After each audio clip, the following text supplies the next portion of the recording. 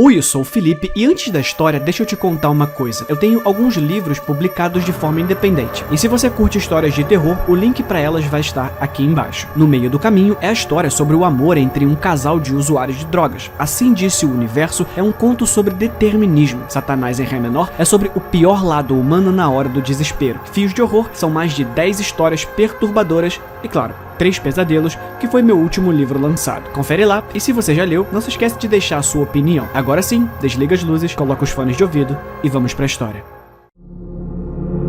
O cão de serviço da minha namorada. Não me entenda mal, eu amo a minha namorada. Eu tô cansado de me sentir como o intruso por causa do seu cão de serviço. Saímos pra jantar, o cachorro também. Ver um filme? Benny, o labrador, está ao seu lado. O que um cão de serviço faz? Perguntei à minha namorada sobre isso e ela disse algo sobre ter convulsões e blá blá blá, deficiência. Mas nunca vi nenhuma dessas condições médicas. Ela é totalmente normal. Às vezes, estamos no porão dela assistindo Evil Dead Rise. Quem aparece correndo escada abaixo, senão Benny. E minha namorada fica tão animada falando com a sua voz de bebê. Não, eu digo. Vamos. Coloco o meu telefone de lado e agarro Benny pela coleira. Eu o levo escada acima e fecho a porta com ele do outro lado para que ele não possa descer. O que você tá fazendo? Minha namorada pergunta. Por que você não fica animada assim quando eu venho? Do que você tá falando? Olha, eu juro, você se preocupa mais com aquele cachorro do que comigo. Ele não é só um cachorro. Eu sei, se você tiver que escolher entre mim e o cachorro, quem você escolheria? Matt, você tá com ciúmes de um cachorro agora. Quem você escolheria? Ela se levanta e vai até o canil de Benny. Uma gaiola de metal cara e indestrutível. Ela aponta para ele. Você quer o lugar do Benny? Vá em frente, entra. Eu nunca a vi com raiva, sim. Ela está com o rosto todo vermelho. Ela vai até a mesa onde tínhamos comido anteriormente. Ela escolhe uma faca. Entra! Ela grita. Eu tô com um pouco de medo, então eu apenas aceito. Rastejo para caber dentro, o que mal consigo. Mal consigo mover meus membros quando a ouço trancar a porta com o cadeado. Ela tem que trancá-lo com o cadeado porque Benny é tão esperto que consegue abrir a porta. Você pensa em como você foi mal e quando pedir desculpas ao Benny, eu deixo você sair. Eu a ouço subindo as escadas para pegar o cachorro. Então, um forte estrondo. O barulho de algo pesado caindo da escada. Tess? Eu grito, sem resposta. Ela deve ter tido uma convulsão no topo da escada. Tento sair do canil, mas ele resiste. Meu telefone ainda está no sofá. As horas passam. Eu não acho que ela vai se levantar. Já faz um dia. Eu estou todo machucado e minha pele está em carne viva por tentar quebrar essa jaula. Vamos, Benny. Late, uiva. Faz alguma coisa. Alerta os vizinhos, seu cachorro de merda. Eu acho que vou morrer aqui.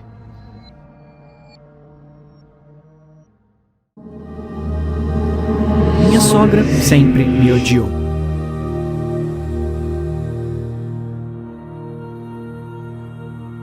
No dia do meu casamento, ela me chamou de lado. Ele nunca será seu. Eu sou a mulher mais importante do mundo para ele, então saiba o seu lugar. Fomos para Cabo San Lucas na lua de mel, e quando entramos no lobby do resort, minha sogra estava lá nos esperando. Quando meu marido ingressou no exército, ela ficou furiosa por não poder morar na casa com ele. Então, ela alugou um apartamento fora da base para poder vê-lo todos os dias. Ela não poderia acompanhá-lo em sua missão no Afeganistão, então ela ocupava seu tempo constantemente me enviando mensagens com detalhes extravagantes sobre como não sou boa o suficiente para o seu filho. Quando ele voltou, compramos uma casa. Adivinha quem comprou a casa do outro lado da rua? Havia grandes janelas na frente da casa, então você sempre podia vê-la chegando para tocar a campainha e convidar apenas o filho para jantar. Quando seus pesadelos começaram, ela insistiu que ele fosse morar com ela. Ela acalmava seus pesadelos desde que ele era criança. Mas isso era diferente. O estresse pós-traumático o estava destruindo. Ele ficava acordado metade da noite com um colete à prova de balas, uma pistola em uma mão e uma granada em outra. Quando ele finalmente desmaiava, os pesadelos o acordavam gritando. Então, um dia, cheguei em casa e ele se matou. Minha sogra insistiu para que ele fosse enterrado no cemitério que ela comprou, ao lado de uma lápide com o nome dela e sem espaço para mim. Mas eu era a executora do seu testamento. Eu o cremei. Coloquei a urna com as cinzas bem na sala, perto das grandes janelas da frente da casa, bem onde seria fácil para ela ver. Então, certa manhã, acordei com o som da janela quebrando. Desci e a urna estava faltando. Olhei pela grande janela do outro lado da rua para a casa da minha sogra e esperei. Da janela do quarto dela, houve um clarão brilhante, seguido por um estrondo horrível e vidros quebrando. Eu havia colocado a granada do meu marido na urna. Quando ela tirou a tampa para ter certeza de que as cinzas dele estavam lá, ela puxou o pino. Retribuição por toda a miséria que ela me causou. Mas acho que ela ganhou no final, porque agora, de certa forma, ela está com o seu filho. O problema de realizar uma autópsia em uma criança. O menino tem apenas 12 anos. Eu verifico todas as minhas ferramentas. Minha assistente me implora para deixá-la almoçar. Concordo. De qualquer forma, ela não vale nada, sempre reclamando dos TikToks. Ela não seria capaz de aguentar isso. As autópsias em crianças são sempre as mais difíceis. Não fisicamente, mas psicologicamente. Crianças não deveriam morrer. Abra algumas e isso pode afetar você. Pior são os pais. Eles sempre acham que eu vou ter alguma resposta mágica. Era uma doença super rara, eles foram envenenados.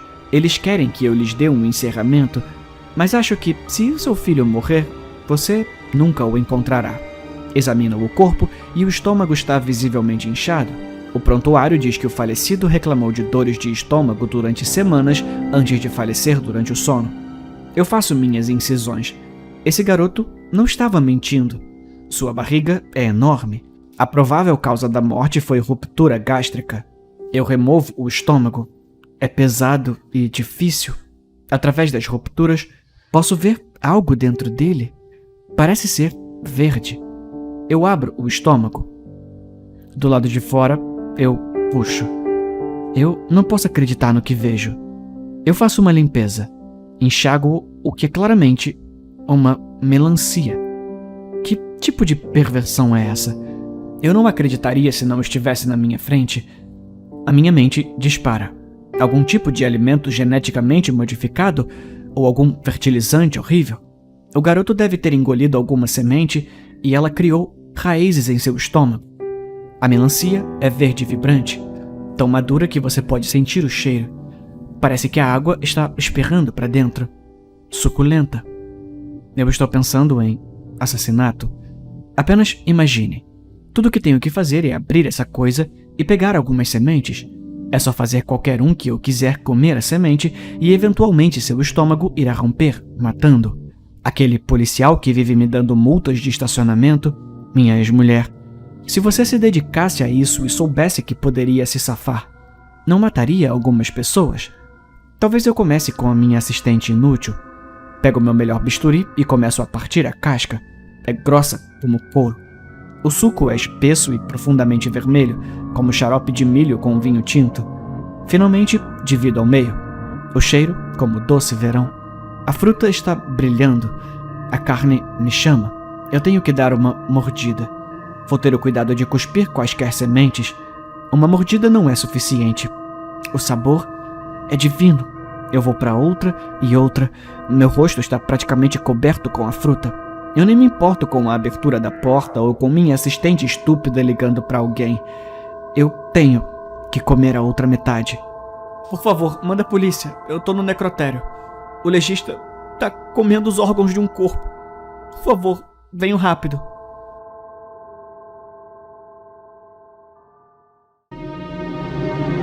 Eu fui presa por ter uma filha.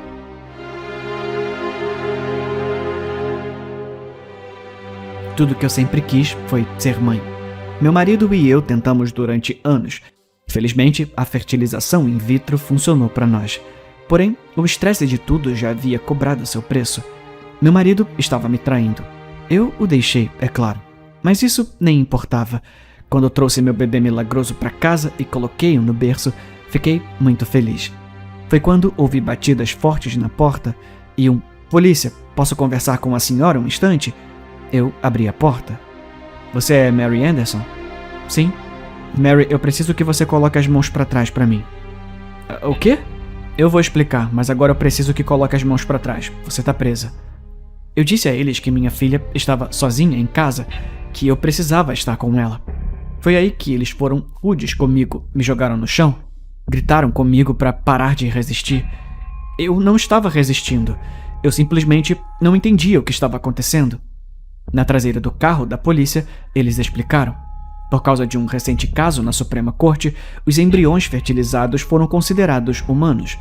E porque assinei a papelada para descartar os embriões não utilizados, fui acusada de 8 homicídios. A prisão é um lugar nojento. Eles me disseram que eu não veria um juiz até segunda-feira. Era sábado. Domingo de manhã, fui ao refeitório comer a comida estragada. 3 outras prisioneiras sentaram-se ao meu lado. A de boca enorme falou primeiro. "O que uma coisa bonita como você está fazendo aqui?" "Eu sou inocente, eu não fiz nada." "Isso não é verdade. Os guardas nos contaram o que você fez. Você sabe o que fazemos com assassinas de crianças na prisão?" Todas as 3 tiraram canetas. Meus últimos pensamentos estão com a minha filha. Ela é tudo que eu sempre quis. Agora, ela nunca terá uma mãe.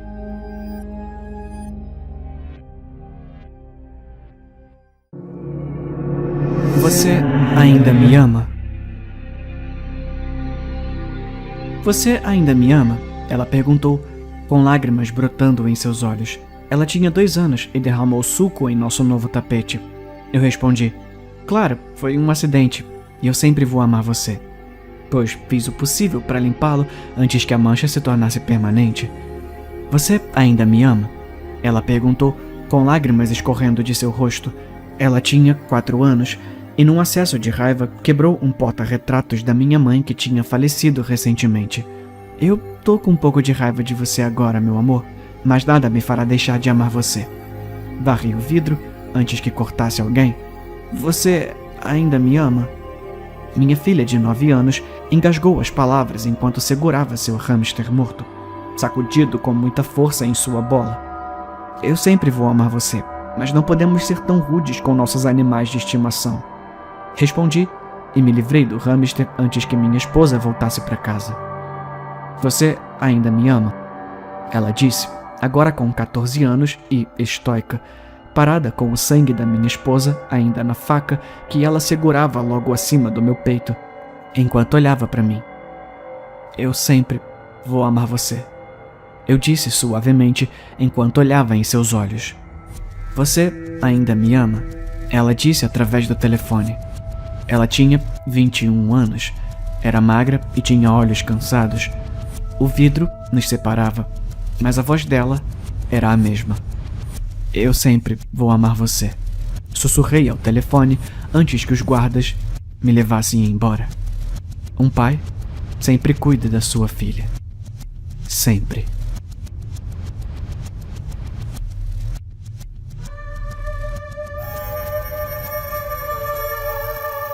A casa está pegando fogo.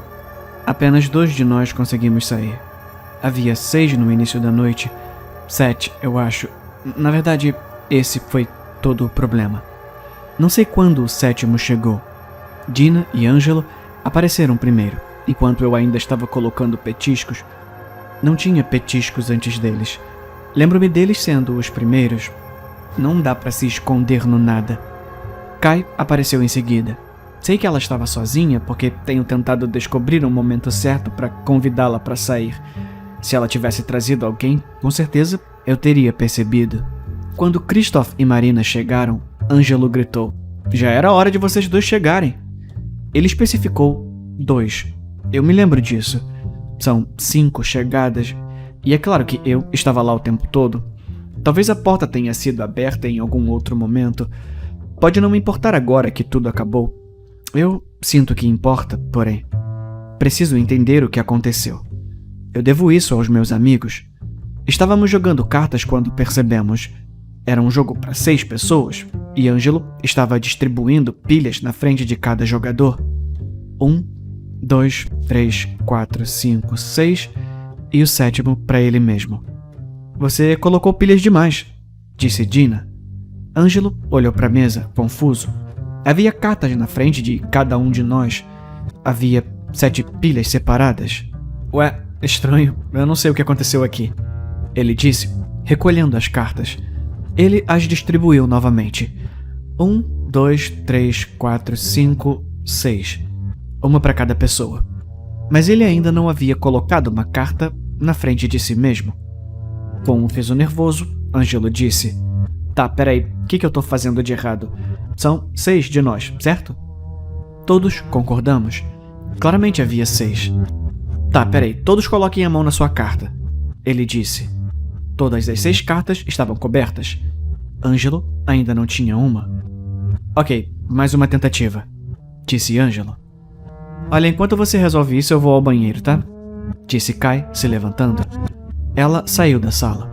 Ângelo distribuiu as cartas. 1, 2, 3, 4 e a 5ª para ele mesmo. Kai, quantas pessoas você é? Ele gritou. Haha, muito engraçado. Ela respondeu de volta. Ouvimos a porta do banheiro se fechar. Olha, só distribui 6 mãos, disse Ângelo. Somos 6, vai dar certo. Todos vão pegar uma mão e jogar, e ninguém vai ficar de fora. Você realmente acha isso? Ele disse. Por que eu estava chegando a 7 antes? Porque você é burro e é ruim de matemática. Dina disse. É melhor não deixar você marcar os pontos. Christoph acrescentou. A cadeira de Kai foi recolocada à mesa. Ângelo distribuiu as cartas. Havia 6 mãos dessa vez. Todos pegaram uma. Ninguém ficou de fora. Estranho, disse Ângelo, balançando a cabeça. Apesar do começo difícil, o jogo correu bem. Christoph ganhou, então, como punição, o enviamos para a cozinha para buscar mais bebidas. Logo após ele desaparecer na outra sala, ouvi um barulho surpreendente, uma espécie de rápido engasgo seguido por um estrondo alto. Eu estava me levantando para ver se ele estava bem quando o vinho foi trazido para a mesa, e eu me ocupei de servir a todos um copo fresco. Notei que o copo de Kai ainda estava intocado desde antes. Ei, cadê a Kai? Eu perguntei. Ela foi ao banheiro, disse Dina. O quê? De novo? É, eu acho que sim. Inclinei a cabeça para olhar ao redor do corredor. A porta do banheiro estava fechada. Supus que Marina estava certa. E aí, devemos distribuir outra rodada? Eu perguntei. Assim que o Christoph voltar, disse Marina. Olhei ao redor. O Christoph não estava ali. Para onde ele foi? Foi na cozinha, disse Marina. Peraí, o vinho não se trouxe aqui sozinho. Eu apontei. E alguém levou todos os 5 copos novos. Marina deu um suspiro. Você tá sugerindo que alguém tá bebendo o vinho do Christoph? Todos nós rimos. Mas eu me perguntei onde Christoph estava, no entanto. E Kai, falar nisso. Ela estava no banheiro por um tempo muito longo. Ela não poderia ter estado lá esse tempo todo, porém. Jogamos o jogo para 6 pessoas. Ela tinha que ter estado aqui. Talvez apenas não estivesse bebendo. Uma rodada rápida de burro enquanto esperamos esses 2 voltarem? Perguntou Ângelo, distribuindo as cartas. Você distribuiu 5 mãos. Dina apontou. Ângelo bateu as cartas na mesa. Tá, peraí. Tá acontecendo alguma coisa aqui. Junta todo mundo. Todos nós o olhamos com curiosidade, mas ele estava sério. Estendemos as mãos uns para os outros, formando um círculo ao redor da mesa. Agora, em ordem, todos digam o nome da pessoa à sua esquerda. O meu nome foi dito. Olhei para a esquerda e disse Marina. Dina. Ângelo. E eu tô ao lado do Scott, disse Ângelo, acenando para mim. Espera, eu disse. Já disseram meu nome. Eu, hein? Tá, vamos para a direita. Ele disse. O nome de Ângelo foi dito. Ele o seguiu com Dina, Marina, Scott e Ângelo. Eu disse. Não, eu fui o primeiro, porra. Ele disse. Nós nos olhamos. Eu sentia a sua mão na minha. Eu o via ao meu lado. Olha pra mesa, disse Ângelo. Por que tem um copo de vinho extra entre nós? Tá, vamos tirar uma foto, disse Marina. Assim a gente consegue ver todos de uma vez. Ela colocou o celular na mesa. Todos nós recuamos, colocamos os braços ao redor uns dos outros e sorrimos. A foto foi tirada. Nos reunimos de volta à mesa para olhar. É você, eu, você e você, disse Marina, apontando. Viu? 4 de nós, ninguém mais. Ângelo estudou por um momento. Peraí, essa foto não é uma selfie. Quem tirou a foto? Ué, o Christoph, disse Marina. E a Kai? Eu disse no mesmo momento. Todos nós olhamos ao redor da sala. Nenhum dos dois estava ali. Ele deve estar na cozinha ainda, disse Marina. Eu vou lá ver. Eu acho que é melhor a gente ir todo mundo junto, disse Ângelo. Anda, vamos. Entramos na cozinha como um grupo. Estava vazia. Você tá sentindo o cheiro de gás? Perguntou Dina. A minha atenção foi para o fogão. 2 botões dos queimadores estavam quebrados. Eu os avistei enfiados embaixo dos armários próximos, como se alguém os tivesse empurrado para fora do caminho para não serem notados. Havia também um amassado na borda de metal. O Christoph deve ter deixado cair alguma coisa no fogão, eu disse, indo ver se conseguia desligar o gás. É legal da parte dele não ter mencionado. Os botões estavam empurrados muito para baixo para conseguir girar. O gás estava começando a me dar dor de cabeça. Eu agarrei o fogão para puxá-lo para fora da parede e desligar o cano atrás dele, mas estava surpreendentemente pesado. Eu deixei algo aqui dentro? Eu perguntei, abrindo a porta do forno. O corpo de Christoph estava enfiado lá dentro, os membros dobrados e retorcidos para trás para caber. Uma poça de sangue enchia o fundo do forno, se movendo inquietantemente para frente e para trás devido às minhas tentativas de mover a coisa. A maior parte parecia ter saído da cabeça dele, que foi violentamente esmagada. Seus olhos saltavam para fora, me encarando. Eu gritei, é claro. Todos nós gritamos. Eu me virei para correr, para encontrar uma arma, possivelmente apenas para não ver mais aquilo. E Dina morreu. A garganta dela estava rasgada. Não estava quando me virei, e então estava. O nada fez aquilo. Apenas aconteceu. Suas mãos voaram para agarrar seu pescoço arruinado, mas era tarde demais para segurar qualquer coisa. Ela caiu de joelhos. Seu cabelo estava preso para trás enquanto morria, mantendo-a ereta e virada para frente para que todos pudéssemos ver o pânico e o desespero. Ficamos todos congelados por um segundo. Ângelo se moveu primeiro, se jogando sobre ela, mas no momento em que ele a envolveu com os braços, ela estava se curvando para frente. E se foi. Ele gritou, um uivo cru de raiva e dor. Depois de um momento, ele concentrou em palavras. Onde tá? O que fez isso? Peguei uma faca e me apoiei num canto, olhando freneticamente ao redor.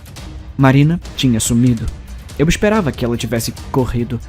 Eu não gostava da ideia de saber. Isso tá aqui a noite toda. Ângelo sibilou. Entre nós, brincando com a gente.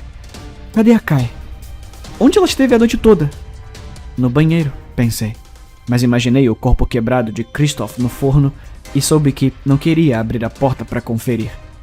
Ângelo continuou sua falação, sua voz trincando em sua fúria. Tá, espera. Não podemos vê-lo. Não podemos entender o que é. Você e eu pensamos que estávamos de mãos dadas quando ele estava entre nós. Tudo isso é um jogo para ele. E não sabemos jogar. Não podemos nem ver a merda do tabuleiro. A gente tem que sair daqui, Ângelo. Eu disse. Não é seguro aqui. Seja lá o que for que tá acontecendo, o fogão ainda tá vazando gás. É, tá mesmo. Ele disse. E sua voz era assustadoramente calma. Em todo lugar. E sabe, é uma maneira muito boa de lidar com algo que você não pode ver. O que você tá fazendo, Ângelo? Ele revirou o bolso e tirou um isqueiro. A porta dos fundos tá bem ali, Scott. Corre e fecha atrás de você. Não para de correr quando estiver lá fora. Ângelo, eu sinto muito pela sua casa, Scott. Só corre. Dei um passo em sua direção, mas ele puxou o isqueiro em direção ao corpo. Vai. Se você não sair agora, eu vou ter que fazer isso enquanto você ainda estiver aqui dentro. Provavelmente deveria de qualquer maneira. É bem melhor para ter certeza. Ele acendeu o isqueiro. Eu fugi para a porta. Atrás de mim, pude ouvi-lo riscando a roda novamente. Consegui sair antes que a cozinha explodisse. Eu estava com a mão na maçaneta, puxando a porta quando um rugido de calor e luz bateu a porta fechada e me jogou escada abaixo no meu quintal. As janelas explodiram em um jorro de chamas, me atingindo com um vidro quente e queimado. Rastejei pela grama, desesperado para me afastar mais. Minhas costas estavam queimando e eu rolei para apagá-la. A casa claramente já tinha se perdido, mas liguei para o corpo de bombeiros mesmo assim. Não sabia mais o que fazer. Eu não sei o que vou dizer à polícia quando encontrarem os corpos dentro. Nem sei quantos corpos eles encontrarão. Se Ângelo conseguiu, seja lá o que for, então haverá pelo menos 4 corpos. Ele, Dina, Christoph e o outro. Provavelmente 5, supondo que ele pegou Kai cedo. Talvez 6, se Marina não conseguiu sair. Um deles deve ter conseguido, no entanto. Eu não estou sozinho aqui fora. Alguém está segurando a minha mão firmemente segura enquanto observo a casa queimar.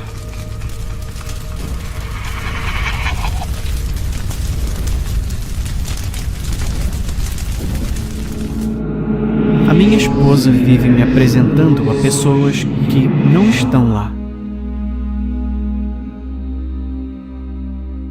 Achei que ela estava fazendo uma brincadeira na primeira vez que fez isso. Eu estava na cozinha quando ela entrou pela porta da frente no meio de uma conversa. Ela fez uma breve pausa e me apresentou a ninguém, aparentemente chamado Jeff. Lancei um olhar interrogativo, mas ela continuou a conversa, chegando a fazer uma pausa, como se esperasse a resposta da outra pessoa. Sério, Ian? Você nem consegue dizer olá? É que não tem ninguém aí, eu disse. Ficamos alguns dias sem conversar e, no fim de semana, ela perguntou se eu queria ir tomar uns drinks com alguns amigos. Eu ainda estava irritado, mas concordei. Ela era minha esposa. Chegamos a um apartamento vazio. Ela me disse para não me incomodar em bater. Minha esposa sorriu ao entrar no apartamento. Disse que ninguém ouviria por causa de toda essa conversa. Meu coração começou a disparar enquanto observava minha esposa se inclinar, abraçando pessoas que não estavam ali. Ela deu nomes de quem estava sentado em cada cadeira vazia. Olhei ao redor da sala vazia, atordoado. Eu me sentei cautelosamente no que esperava ser uma cadeira vazia e tentei brincar com a minha esposa. Aconteceu novamente na semana seguinte. E tentei entrar na piada da minha esposa. E aconteceu na semana seguinte. Inauguração de uma galeria de arte, exposição de seus amigos. Comecei a perder a cabeça quando estava em uma galeria vazia, olhando para um porta-retratos vazio. Quando ouvi minha esposa tecer comentários sobre a beleza de uma moldura vazia, não consegui mais me conter. Olha, o que diabos deu em você? Ela sibilou. Eu tentei rir com você no começo, mas isso é só uma piada ruim. Não tem ninguém nessa porra dessa sala. Seu rosto mudou para preocupação. Piada? Eu não tô fazendo nenhuma piada com você, eu juro. Olha, eu acho que você precisa ir ao médico. Minha esposa não desistiu de eu ir ao médico, então cedi e me vi sentado em um consultório médico vazio. Minha esposa balançando a cabeça para uma cadeira de escritório vazia. Mais ou menos uma semana depois, cheguei em casa e minha esposa preparava o jantar em nossa cozinha. Ela me deu um sorriso tímido, um beijo na minha bochecha e disse que sentia muito por mexer comigo. Ela era minha esposa e eu a amava. Chris era um dos meus amigos da faculdade. Recentemente nos reconectamos e ele convidou a mim e a minha esposa para jantar. Cumprimentei Chris e o apresentei à minha esposa. Conversamos um pouco. A minha esposa ficou reservada e tentei incluí-la mais na conversa. Depois de um tempo, Chris deu uma risada nervosa e perguntou se estava tudo bem. Ele parecia estranho, seus olhos não encontrando os meus. Eu não... É que eu não entendi a piada. Que piada? Cara, você entrou aqui com esse papo de esposa. Não tem ninguém aí do seu lado. A minha esposa me diz que ela é real. Posso sentir o calor da pele dela contra a minha. Ela é a minha esposa. E eu acredito nela.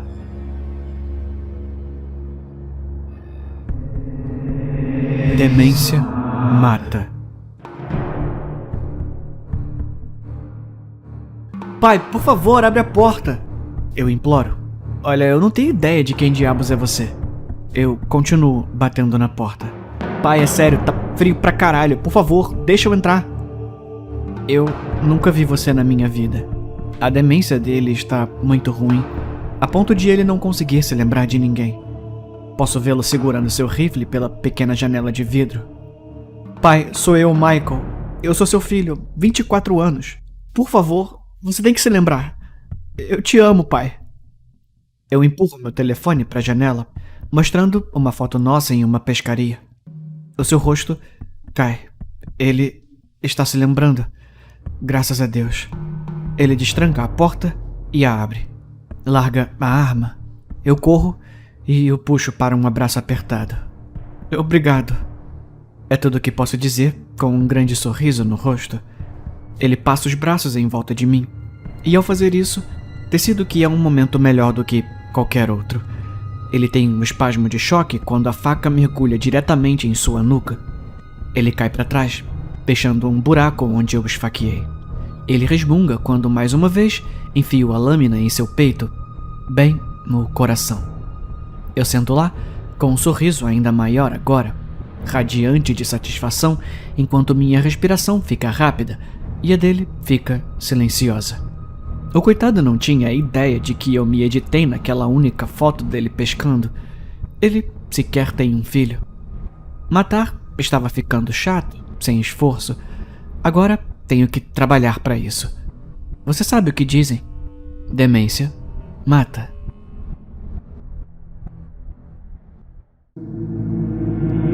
Bilionários.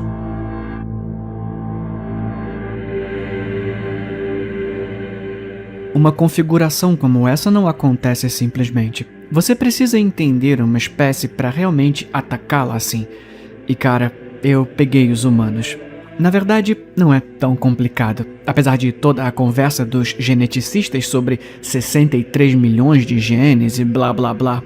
Acredite na minha palavra, toda a psique humana se resume a 3 coisas. Os humanos são egoístas. Sim, eles ajudam outras pessoas e cooperam, mas cada ato que fazem, desde matar alguém até manter uma porta aberta para um atrasado, é feito com um objetivo em mente: maximizar a liberação de dopamina. Visto dessa perspectiva, um ser humano é pouco mais que um resolvedor de problema e otimização de cálculo. Os humanos são míopes. Eles não conseguem realmente olhar para além de suas próprias vidas e, no máximo, de seus filhos. A psicologia humana está fundamentalmente acorrentada pela sua curta vida e pela sua incapacidade de ultrapassá-la. E os humanos são incrivelmente astutos quando as 2 condições acima são atendidas. Se houver um objetivo de curto prazo que os beneficie, os humanos se unirão e trarão consigo uma quantidade notável de energia para atingir esse objetivo. Provavelmente sua habilidade mais forte. Estremeço ao pensar em seu potencial sem as 2 primeiras limitações. Armado com esse conhecimento, uma capacidade intelectual que supera em muito qualquer idiota humano, embora não seja exatamente a de um golfinho, os verdadeiros governantes daquele planeta, e um mecanismo de camuflagem para me fazer parecer com eles, eu construí o meu império. A parte do dinheiro é relativamente fácil. Depois de ter $1 milhão, é apenas uma questão de arrecadar dinheiro com investimentos até ter 10 milhões. E assim por diante. Fundei uma empresa, blá blá blá. A parte complicada veio com o suporte para o espaço. Você precisa se lembrar do número 2. O voo espacial é sempre algo distante. Muito distante. Os humanos não querem se preocupar com algo que não os beneficiará. Então, eu tive que tornar isso real. Tive que convencê-los de que, sim, seus idiotas, se vocês realmente se unirem, poderão chegar ao espaço. Eu fiz o que pude com os meus bilhões. Lançamentos chamativos, discursos excessivamente confiantes e propaganda. Muita propaganda. Isso levou algumas décadas. Depois que isso acontecesse, era apenas uma questão de descansar, enquanto os engenheiros humanos e os cientistas faziam o trabalho. Fiz avanços em meses, o que levou anos para minha espécie. Montei uma nave viável para explorar a colonização E também extrair o enorme depósito de diamantes que as sondas confirmaram. E tudo culminou até esse momento.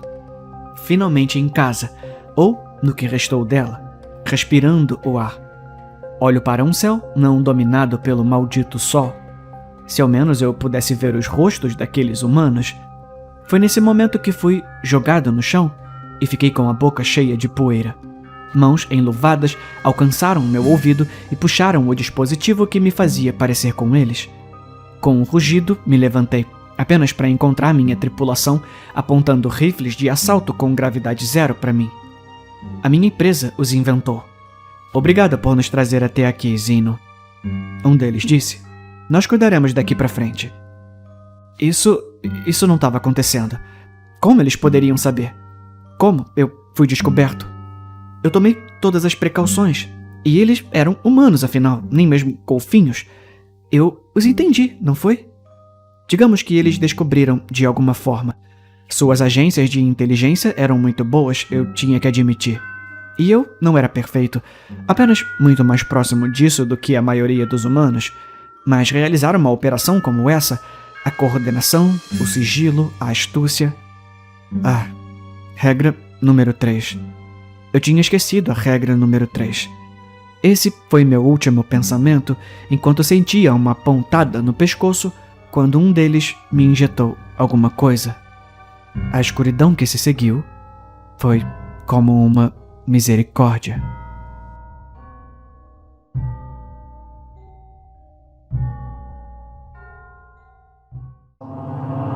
Rosa.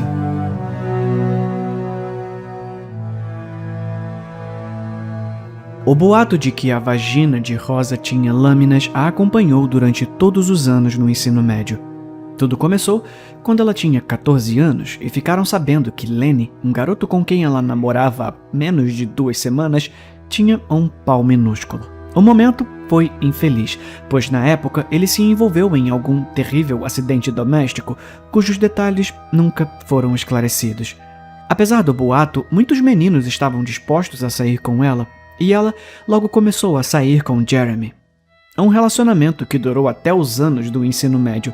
Embora parecessem desfrutar de um relacionamento normal, o boato nunca desapareceu, e Rosa decidiu ir para a universidade em uma cidade distante. Ela estava triste por terminar com Jeremy, assim como ele. Mas ambos sabiam que o relacionamento havia servido ao seu propósito e era hora de seguir em frente. Na verdade, foi aquela coisa rara e maravilhosa. Uma separação amigável. Ela ficou aliviada porque ninguém na universidade fazia comentários sarcásticos constantes sobre máquinas de barbear, lâminas e fatiadores, e se acomodou feliz. Ela conheceu, se apaixonou e mais tarde se casou com Brett, decidindo propositalmente realizar o casamento na cidade natal dele, perto da universidade. Seus pais ficaram tristes por sua adorável filha ter escolhido morar tão longe da deles, mas eles sabiam um pouco do que ela havia passado durante os anos escolares e, sabiamente, mantiveram a boca fechada. Alguns anos se passaram. Rosa pensou que eles eram felizes juntos, e foi apenas uma mensagem de texto acidental que a alertou que a felicidade conjugal não era tudo o que ela pensava. Oi, querido, não consigo parar de pensar na noite passada, até nos encontrarmos novamente. O quê? Mas Brett estava em uma conferência ontem à noite? Merda. Rosa afundou no sofá, todo o seu corpo revoltado e dolorido. Seu cérebro desligou. Brett voltou para casa mais tarde naquele dia e viu sua esposa deitada no sofá, cochilando. Suas pálpebras se abriram quando ele se abaixou para beijá-la. Ela sorriu e passou os braços em volta do pescoço dele, puxando-a para perto. Sentiu minha falta, hein? Calma, foram só algumas noites, querida, disse Brett. Eu sei, ela murmurou, mas eu senti falta de sentir você dentro de mim. Embora esse estilo de afeto matrimonial fosse um tanto incomum, Brett ficou satisfeito em atender. Ele rapidamente se despiu, mexeu nas roupas dela e logo estava entrando nela. Rosa fechou os olhos enquanto imagens inundavam seu cérebro. De Lenny se inclinando muito perto, seu rosto próximo ao dela. De Lenny a machucando. de Lenny gritando, de algo escorregando e Brett gritando. Seus olhos se abriram. O sangue cobria suas coxas. Não, estava por toda parte, espalhado no sofá, pingando no chão. Brett estava dobrado, gritando de agonia. O membro ficou quieto onde haviam caído. O membro ficou quieto onde havia caído. Todos eles eram mentirosos. Não havia quaisquer lâminas à vista.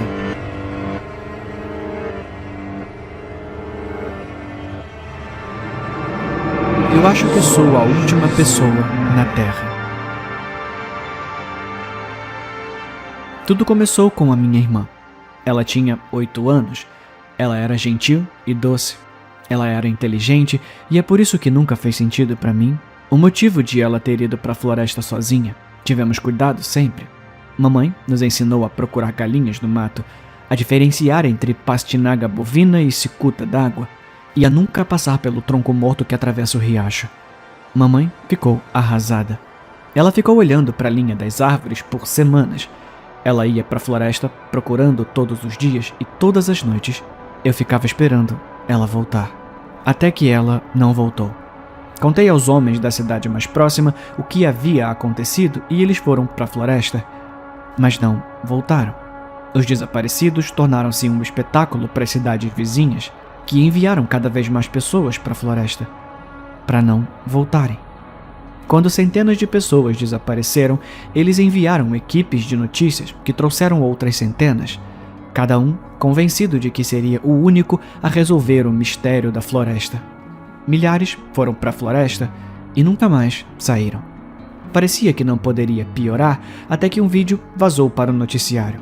Um soldado usava uma câmera e carregava o vídeo diretamente em seu site. O inferno começou. Foi como se um feitiço passasse por cada pessoa que assistia. Eles tiveram que ver os quilômetros de musgo exuberante e vibrante e folhas tão verdes que doíam. Sentir o vento do ambiente que soprava nas cortinas dos salgueiros que viram naquele vídeo. Milhares se transformaram em milhões e minha cidade ficou em silêncio. A TV transmitia apenas estática. Tudo ficou imóvel. Não conseguia entender o efeito que o vídeo teve em todos. Assisti repetidamente, na esperança de sentir o desejo avassalador que eles sentiam, mas nada aconteceu. Então, eu esperei. Durante semanas, esperei que alguém viesse me encontrar, para me dizer que eles também não tinham pegado, mas ninguém voltou. Meu coração doeu. Pela minha irmã, pela mamãe, por mim mesmo, sozinho. Quando não tinha mais nada, entrei na floresta. Passei pelo tronco e pelos salgueiros, até chegar a uma clareira, enorme e circular, atapetada com musgo macio. Uma mulher estava no meio, como uma árvore ganhando vida. Por favor, eu chorei. Me leva também. Ela sorriu, um sorriso suave e triste. Você teve a sua chance. Ela sussurrou ao longo do vento. Ela se foi, e a clareira se foi com ela. Eu estava sozinho, na floresta escura e pantanosa. Não sei quanto tempo chorei, só até não ter mais nada. Eu acho que eu sou a última pessoa na Terra. O terceiro desejo. Meu primeiro desejo foi um copo d'água. Algo simples, para garantir que o homem envolto em fumaça brilhante que apareceu daquela velha lâmpada não fosse apenas uma alucinação extremamente vívida. Tudo bem, disse o gênio com um aceno de cabeça, e um copo d'água apareceu na mesa da minha cozinha. O copo estava frio ao toque, o líquido refrescante enquanto escorria pela minha garganta. Real. Era tudo real. Imediatamente, eu soube qual seria meu segundo desejo. O prêmio máximo da Mega Sena tinha acabado de atingir um recorde. Como os gênios da ficção estavam sempre distorcendo seus desejos, algo que meu gênio não confirmava nem negava, considerei minhas palavras com cuidado. Finalmente, eu disse: Desejo que todos os números do próximo bilhete da Mega Sena que eu comprar apareçam no próximo sorteio. Concedido, disse o gênio com um aceno de cabeça. Fui até o posto de gasolina para comprar a minha aposta. Agarrei o bilhete enquanto assistia ao sorteio ao vivo naquela noite. Meu coração batia forte no peito enquanto os números subiam um por um. 3 semanas depois, após toda a papelada ter sido assinada e as fotos promocionais terem sido tiradas, eu estava 700 milhões de reais mais rico. E isso foi depois de dar ao leão a sua parte. Usei minha nova riqueza para comprar uma bela cabana no deserto, longe da agitação da cidade e cheia de entretenimento e comodidades. O tempo todo, meu gênio assistiu pacientemente, esperando o meu último desejo. Pensei nisso por muito tempo. Eu poderia pagar praticamente tudo o que quisesse agora, mas queria poder aproveitar o máximo de tempo possível. A imortalidade estava fora de questão. Chamaria muita atenção se eu nunca morresse. E não é como se eu quisesse realmente viver para sempre de qualquer maneira. Finalmente, eu disse: desejo morrer em paz enquanto durmo aos 80 anos. Concedido, disse o gênio com um aceno de cabeça, e ele se foi. As bombas caíram menos de um mês depois. Eu estava longe o suficiente para evitar as explosões iniciais, mas lembro como o solo tremeu, como se a própria terra estivesse se fraturando. Todos os aparelhos eletrônicos estão ligados desde aquele dia, então não há como saber o quanto as coisas estão ruins. Os céus estão repletos de cinzas e, ao meu redor, plantas e animais estão desmaiando devido ao envenenamento por radiação. Quanto a mim, sinto-me tão fraco. Minha cabeça está latejando, meu cabelo está ficando ralo. Tenho bastante comida e água armazenadas por enquanto, mas quase nada permanece no estômago, e o que aparece geralmente está manchado de sangue. Isso foi há 6 meses, e enquanto estou deitado na cama, naquele que deveria ser o meu aniversário, uso a pouca força que tenho para fazer uma marca na parede. 7 meses, paralisado. Faltam apenas 47 anos.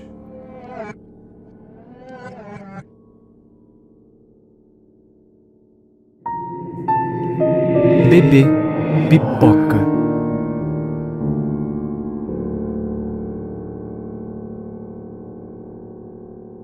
Elisa não estava certa da cabeça. Todos nós sabíamos disso. Em seu primeiro dia na escola, ela trouxe consigo a porra de um pássaro morto. Quando solicitada a se explicar, ela se endireitou, estendeu o pássaro à sua frente e arrancou a porra da cabeça dele. Ela fazia coisas assim quase semanalmente. Essa merda de gente louca. Enchia os armários dos professores com larvas, comia baratas, forçava aranhas na garganta de seus colegas. Ela cresceu, é claro, como as pessoas costumam fazer, mas sempre seria essa sombra incerta, à espreita no canto do olho, e você sempre andaria mais rápido inconscientemente quando passasse por ela na rua. Seus pais também eram estranhos, como se eles realmente não se importassem com as merdas que ela fazia. O que eu acho que não teria importância se não fosse pelo fato de que logo eles teriam outro filho, ou filha, a querida Gemma. De qualquer forma, meu pai era eletricista, então eu o ajudava quando podia, só carregando ferramentas, entregando coisas para ele, esse tipo de coisa. Naquele dia, a família de Elisa estava tendo alguns problemas com a caixa de fusíveis e meu pai estava dando uma olhada nela, enquanto eu estava brincando no meu telefone. "Ei, Mike", disse Elisa, enfiando a cabeça na sala como uma boneca esquisita. "Ah, oi, Elisa", eu murmurei. "Você quer um sanduíche? Eu tô cuidando da bebê Gemma hoje, com certeza gostaríamos de companhia." "Vá em frente, garoto", disse meu pai. "Eu assumo daqui." "Ah, tá bom", eu disse. Segui Elisa até a cozinha e ela rapidamente me preparou um sanduíche de presunto. Ao fundo pude ver o micro-ondas acendendo, mas quando estava prestes a dar uma espiada nele, os olhos loucos de Elisa de repente se fixaram no meu rosto. "A bebê Gemma poderia comer pipoca o dia todo", ela disse, me entregando o sanduíche. Eu dei uma mordida e balancei a cabeça nervosamente. "Ah, imagino", eu disse. Eu podia ouvir o som discordante do zumbido do micro-ondas ao fundo, ocasionalmente interrompido por um pop distinto. "Eu não me canso disso. É tudo que sempre dou pra ela, sabe?" "Ah, aham", eu murmurei, dando outra mordida. Às vezes eu até chamo ela de minha pequena bebê pipoca. Ela riu. Um pensamento horrível, de repente, passou pela minha cabeça. Onde estava o bebê? Onde estava Gemma? Elisa, eu murmurei. O que tem no micro-ondas? Por favor, me diz que não é a sua irmã. Ela jogou a cabeça para trás e riu. Hã? Claro que não é a minha irmã, bobo. É só pipoca, eu te disse. Ela gostava muito de pipoca. Gostava? Eu gaguejei. Sim, e eu também. Foi isso que me deu a ideia. Engordá-la com isso, sabe? Talvez o sabor fosse transferido. O quê? Como assim? Ela me lançou um olhar bizarro de antecipação. Eu olhei para o meu sanduíche de presunto pela metade, que tinha um gosto excessivamente amanteigado. Senti meu estômago embrulhar, como todas aquelas vezes em que Elisa fudeu com a gente na escola. Apenas 10 vezes pior. 100 vezes pior. Impossível de explicar. O que você achou do sabor?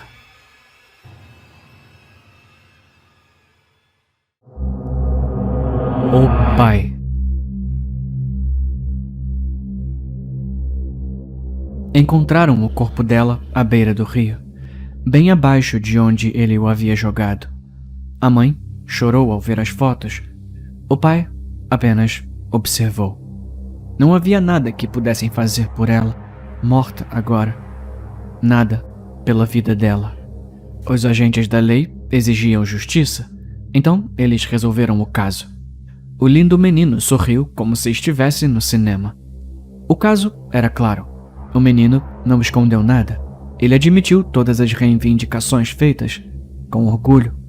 A mãe não conseguiu olhar por muito tempo. Ela se apoiou no marido em busca de força. O pai apenas observou. Você está condenado à morte, declarou o juiz. Uma bolha tensa que cobria o tribunal estourou. Amigos e parentes assentiram. Isto era justiça. Justiça. O assassino se levantou, olhou diretamente nos olhos dos pais e disse: Eu vou dar seus sentimentos a ela quando a encontrar, certo? Ele sorriu ao dizer isso. Gritos de raiva rasgaram o ar, xingamentos para o menino. A polícia o empurrou. Foram os amigos e parentes que gritaram. A mãe apenas chorou. E o pai apenas observou. Daqui a 6 dias, o menino enfrentaria a morte. 2 dias antes disso, ele desapareceu. O noticiário trazia histórias sobre o homem que assassinou uma menina e depois conseguiu escapar da prisão. A polícia procurou. Ele nunca foi encontrado. E como ele poderia? Como ele poderia ser encontrado quando estava amarrado com correntes de ferro, presas a barras de ferro?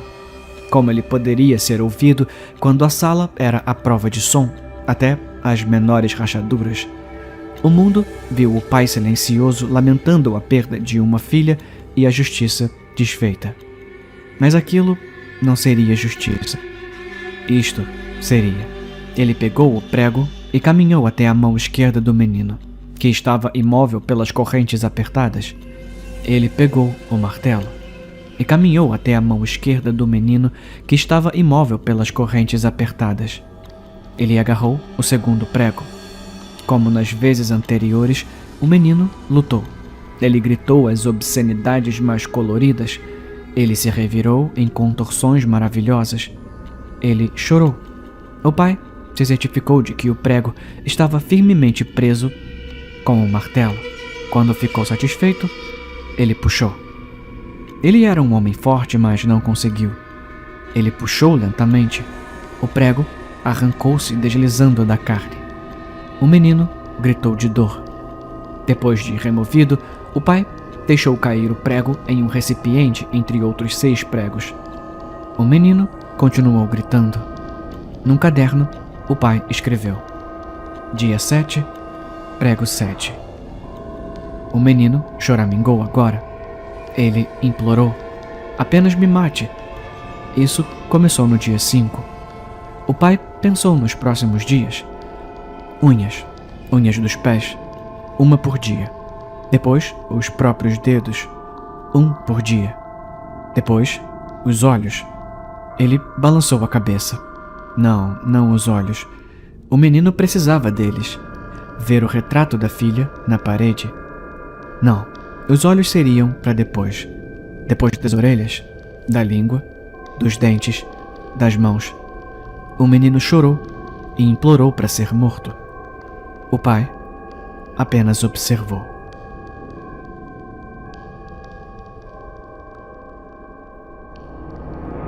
Eu acho que é hora de contar o meu segredo.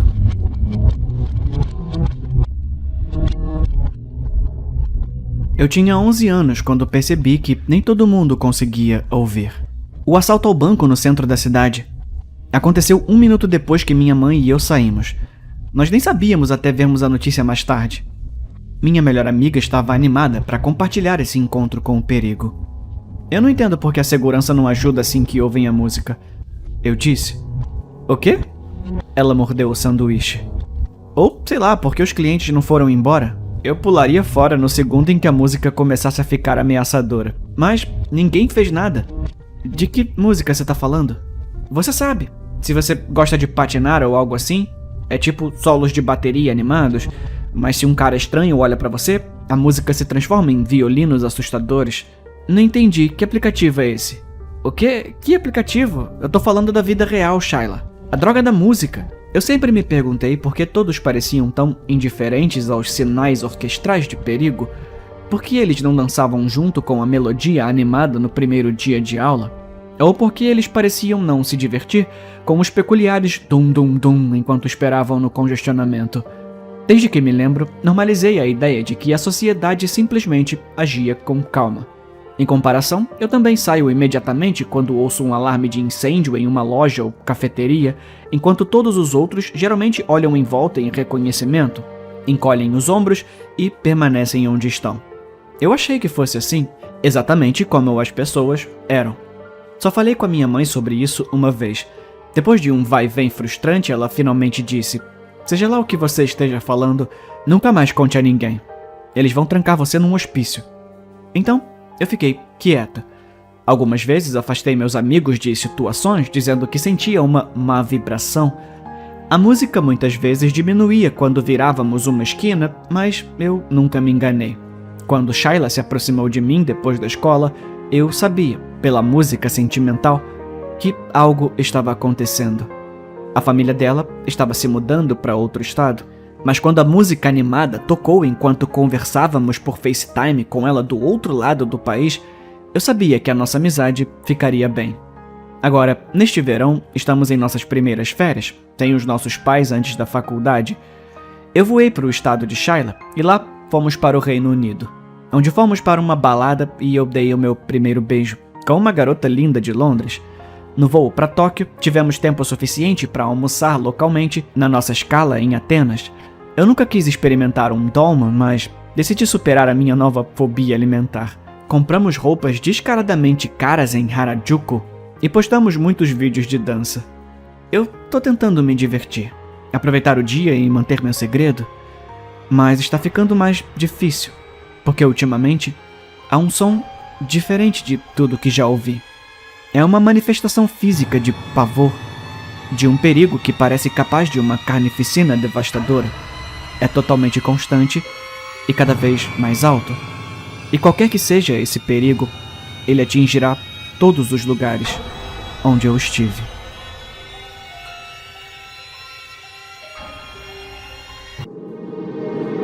Eu encontrei alguns e-mails antigos do meu irmão, que era pesquisador do Ártico.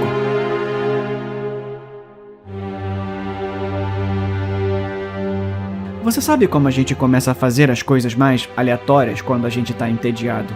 Há um ano, o tédio me fez tentar acessar o meu antigo e-mail do Google e, de alguma forma, consegui entrar. Fui atingido por uma onda de nostalgia ao ver as atualizações e notificações de jogos antigos como Neopets, MapleStory e Club Penguin. Ao rolar para baixo, percebi que havia vários e-mails na caixa de entrada na pasta de spam. Curioso, cliquei nele e descobri que eles foram enviados pelo meu irmão, Jack, há 19 anos quando ele foi ao Ártico para fazer um trabalho de pesquisa. Data: 4 de julho de 2004. Ei, idiota. Surpresa, surpresa. É o seu irmão mais velho aqui. Eu espero que você esteja lendo isso no e-mail que eu fiz pra você e me deu uma resposta. Aposto que você não sabe fazer isso, né? De qualquer forma, poderemos nos divertir com isso anos depois. Então, seja apenas meu diário por um tempo, tá bom? Como você tá? Eu sei que faz apenas alguns dias desde que parti, mas eu tô com saudade de vocês. O Ártico tá congelando e as pessoas aqui são muito frias. Sim, o trocadilho foi intencional. Tipo, eu conheci um cara corpulento chamado Kafka, que me ignorou totalmente quando fiz uma piada sobre o nome dele. Você sabe que Kafka é meu autor favorito, certo? Pelo lado positivo, há uma colônia de focas perto da base. Por mais gordurosas que sejam, elas são fofas pra caramba. Será que eles vão me deixar trazer uma pra você como lembrança? Valeu. Do seu irmão mais velho, Jack. Data: 9 de julho de 2014. E aí, 5 dias de trabalho, meu querido. Você, a mamãe e o papai, tão bem? Eu não estava conseguindo muito trabalho no início, mas os caras me confiaram muito mais coisas para fazer. Principalmente trabalho de laboratório, mas tudo bem. Trabalhar é melhor do que nada. O Ártico é majestoso e tudo, mas quase não tenho o que fazer. Pelo menos não fora do trabalho. Eu tenho quase certeza de que dei 10 voltas ao redor da base de pesquisa em determinado momento, porque estava muito entediado. A internet também é ruim e só o software de e-mail funciona. As pessoas aqui são literalmente zumbis. Faz sol o dia todo, mas elas agem como se a alegria tivesse sido sugada delas. Talvez o frio lhes tenha subido a cabeça. De qualquer forma, eu tenho certeza de que isso vai mudar quando eu fizer a maior descoberta no Ártico. Eles estarão me aplaudindo em pouco tempo. Afinal, seu irmão é um gênio. Valeu, Jack. Data: 14 de julho de 2004. E aí, mano? Como estão as férias de verão? Você foi a algum lugar divertido? Finalmente eu fui autorizado a participar de expedições externas, principalmente para capturar focas e marcá-las. Isso é engraçado. Tem algo estranho pra caralho. Eu talvez tenha que censurar isso ou sei que vou ter problemas com a mamãe. Um cara veio pra base e as pessoas estão todas felizes agora por algum motivo. Eles o chamam de reverendo. Ele se veste como um padre, mesmo que esteja frio demais. Ele parece um cara legal, mas é estranho que ele tenha aparecido do nada. Perguntei quem ele era e eles apenas me disseram que ele era um ex-pesquisador que descobriu a verdade. Quanto ao que é a verdade, eu não tenho nenhuma pista. Eu acho que eu vou bancar o detetive por um tempo. Te vejo mais tarde, idiota. Assinado, Sherlock Jack. Data: 16 de julho de 2004. Querido irmãozinho, como é que você tá? Tem alguma nova paixão? Eu tô apaixonado aqui. Literalmente, uma foca gordinha pediu a minha mão. O problema é que ela me mordeu depois que eu dei. Eu tô brincando. Quer dizer, tem uma ferida, mas agora tá toda enfaixada. Uma das focas que estávamos marcando não estava totalmente sedada, então eu me machuquei. Eu tô me curando agora no meu quarto. Aliás, o reverendo realizou uma sessão de oração quando o meu braço foi mordido. Eu não entendi porque estava numa língua que eu nunca ouvi antes, ou sei lá, talvez eu estivesse apenas drogado. Mas todos os pesquisadores estavam chorando. Eu fiquei meio assustado por algum motivo. Fica seguro, valeu? Jack. Data: 19 de julho de 2004. Ei, garoto, tudo bem por aí? Eu tô digitando isso com uma mão. O meu braço não tá muito bem. A cor tá toda pálida e dói. Eu tô preocupado com a possibilidade de ter que amputar ou algo assim. Kafka tá cuidando de mim, mas continua cantando algo baixinho. O reverendo passa e eles sussurram um pro outro. Eu continuo ouvindo uma palavra que soa como catauti, sei lá, algo assim. Eu não sei a língua e não sei o que isso significa. Eu perguntei ao Kafka o que isso significa. Aquele embaixo do gelo. Foi tudo o que ele disse antes de sair da sala. Estranho, né? De qualquer forma, seu irmão é forte, valeu? Com um ou com 2 braços, eu ainda vou derrubar você no chão quando voltar. Amo você, Jack. Data: 21 de julho de 2004. Não mais. Frio. Boa noite. O e-mail datado de 21 de julho de 2004 foi o último.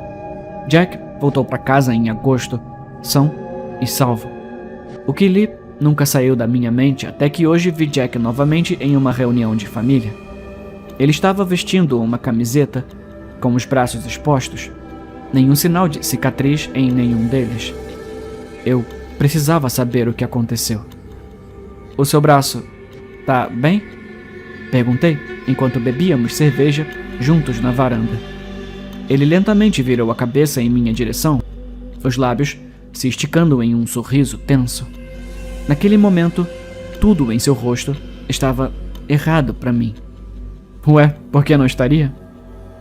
Eu olhei em seus olhos, vazios, profundos. Um vazio de nada. Esse não era o meu irmão. Eu forcei uma risada. Tá muito ensolarado hoje. Você não tá preocupado em se queimar? Você costumava ficar todo vermelho? Ele ficou inexpressivo e silencioso por um momento, os olhos fixos nos meus, como se estivesse procurando alguma coisa. Eu não percebi que estava prendendo a respiração até que suas feições se transformaram em um sorriso frio. Eu senti sua falta, irmãozinho.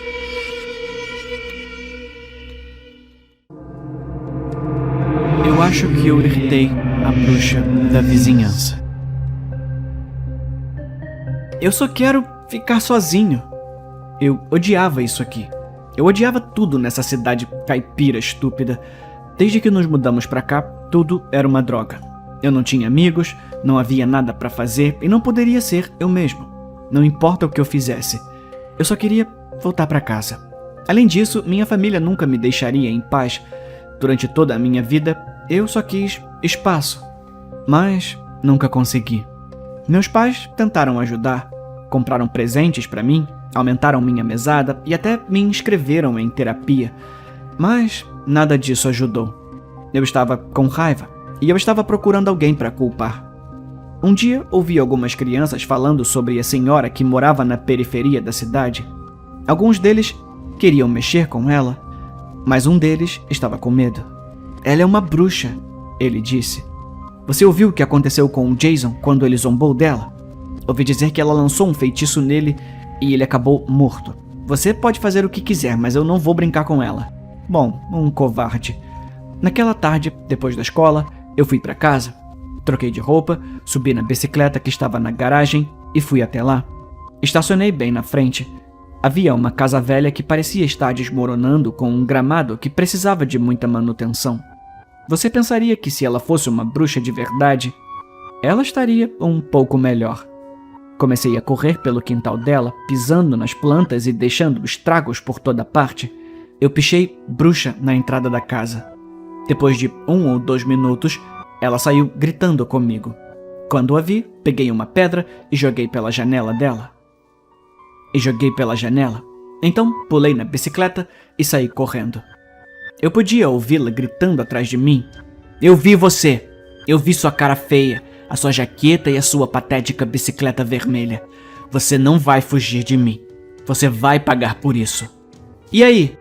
Eu gritei de volta quando saí. Pode vir, sua velha. Eu não estava preocupado. Eu estava farto de toda essa merda de cidade. Se ela quisesse vir atrás de mim, que viesse. Voltei para a escola no dia seguinte e as coisas estavam normais. Mas tive um mau pressentimento de que não conseguia me livrar. Isso ficou comigo o dia todo e foi piorando cada vez mais até que a escola ligou para os meus pais. A próxima coisa que percebi foi que estava no hospital. A história se espalhou por toda a cidade no dia seguinte. O noticiário dizia que tinha sido um acidente. Um caminhão ultrapassou uma placa de pare e atropelou uma criança em uma bicicleta vermelha. Mas eu sabia a verdade. Foi uma pena eu ter pego emprestada a bicicleta de Matt e a jaqueta com o nome dele nas costas. Mas pelo menos, agora estava feito. Talvez agora que eu não fosse mais apenas um gêmeo idêntico, eu finalmente teria algum espaço nesse lugar.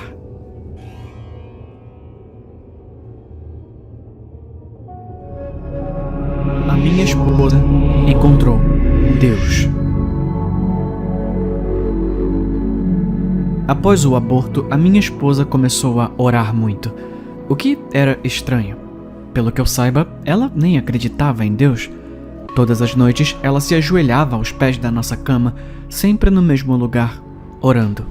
Eu dei a ela tempo e espaço para se curar, esperei meses para trazer à tona e, eventualmente, tentar de novo. Nós dois queríamos um filho.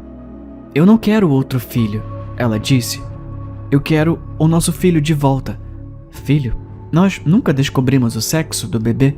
Como ela sabia que era um menino? Lentamente, ela começou a orar mais, por mais tempo. Não era mais só antes de dormir. Ela se ajoelhava na cama, sussurrando incessantemente para si mesma. Eu terminava um filme sozinho e percebia que ela estava orando o tempo todo. 2 horas, às vezes mais. Como eu disse, isso não era típico dela. Perguntei por que ela estava orando tanto.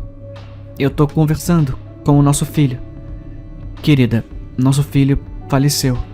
Eu sei, eu não sou louca. Eu tô conversando com ele do outro lado. Outro lado? Ele tá seguro lá. O pastor está cuidando dele. Eu acho que você pode querer falar com alguém. Profissionalmente, isso não parece saudável. Ela apenas riu. Algum tempo depois, ela parou de trabalhar. Tive que implorar para que ela fizesse pausas só para poder comer. Ela acordava, orava até desmaiar, acordava e orava novamente. Ela estava murchando. Eu precisava ajudá-la, só não conseguia descobrir como. Na data original do parto do nosso filho, ela me acordou do sofá da sala. Está na hora, ela disse. Eu preciso mostrar a você. Ela me levou até o nosso quarto e insistiu que eu orasse bem ao pé da cama, como ela sempre fazia. Bem, não ia doer. Eu me ajoelhei, fechei os olhos e juntei as mãos. Fui transportado para um mundo diferente, vazio e escuro. Diante de mim estava um pastor, com vestes brancas e capuz verde.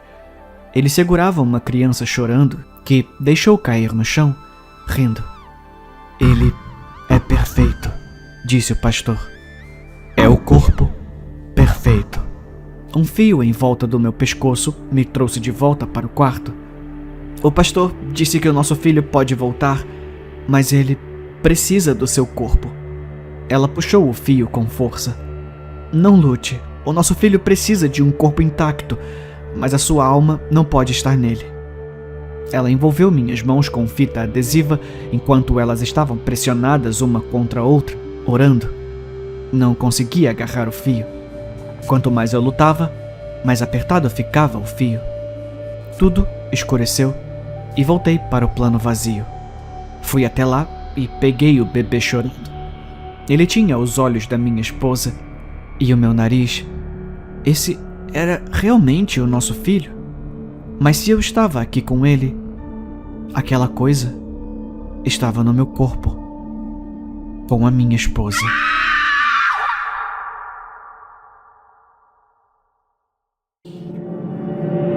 Minha enteada tira fotos minhas enquanto eu durmo. Eu não sei o que fazer, eu tô realmente pirando agora. Aparentemente, a minha enteada tira fotos minhas enquanto eu durmo. Eu acho que realmente preciso de ajuda. Para reforçar, há 6 meses eu me casei com meu marido, a quem vamos chamar de Harry. Harry tem uma filha de um casamento anterior, uma menina de 13 anos chamada Lily. Eu não tenho filhos. Lily e eu nunca nos demos bem. No entanto, nos últimos meses, desde que nos casamos, as coisas pioraram muito. Ela costumava simplesmente me ignorar. Agora, ela está ativamente agressiva. Eu encontrei tinta nos meus saltos favoritos. Ela acidentalmente usou uma das minhas camisetas favoritas como pano de limpeza. Ela até derramou algum tipo de tinta preta na nossa cama durante um projeto de arte ou algo parecido, quem sabe. Harry conversou com ela, uma e outra vez, mas ele realmente não a disciplinou.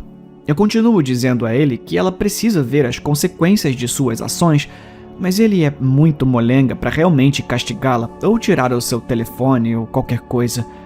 Ela está passando por um momento difícil. Ele continua me dizendo: por favor, deixa ela em paz por alguns meses. Eu tentei ignorar isso, mas então piorou. Harry estava em uma viagem de negócios de 3 dias, então eu estava totalmente responsável por Lily, e ela subiu o nível para 11. Na primeira manhã, ela desceu as escadas usando um dos meus colares. Olha, você pode usar as minhas joias, mas primeiro precisa me pedir permissão, eu disse a ela. Eu não preciso pedir permissão para nada, ela respondeu, revirando os olhos. Sim, você precisa. Nos próximos 3 dias seu pai vai estar fora, então você precisa me ouvir. Não, eu não preciso nada, você não é minha mãe, ela gritou. Então ela puxou o colar e quebrou em 2. Eu queria gritar, mas em vez disso, confisquei calmamente o telefone dela. Harry ficaria furioso comigo, mas eu já estava farta. Ao chegar da escola, ela correu para o quarto e trancou a porta chorando. Expliquei tudo para Harry por telefone.